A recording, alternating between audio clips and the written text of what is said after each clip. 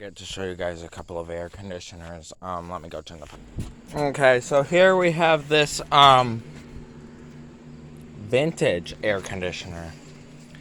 Sears Cold Spot. You guys can try and read that. I don't know if you can. I can't. Some stupid schematic thingy.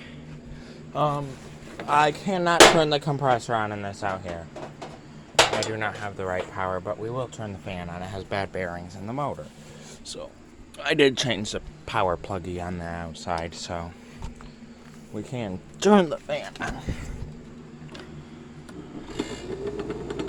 Or the compressor just came on.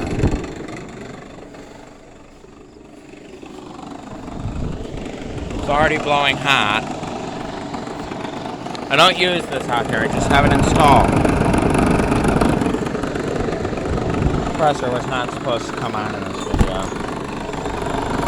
There it is, that's the compressor. This is a 6,000 BTU air conditioner from like a long time ago, so that's that one. We'll let that one run for a few minutes. The compressor, that's the first time it came on. It's already blowing freezing cold out this end. I do not have the front for this part is wiggly, but it works. So over here we have this Hotpoint Portacool, which does not have a compressor, as you guys will see in just a second. There is no compressor in there because I took it out. Okay, so I took it out for a reason. Yes, but here's just the fan. It didn't work, so I took it out. And now I still have this air conditioner. There's the motor. But this is a 85 or something like that Hotpoint Portacool.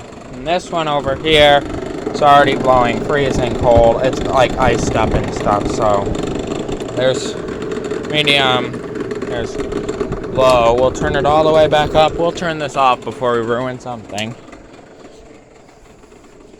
I don't do this very often, but let's just listen to the compressor.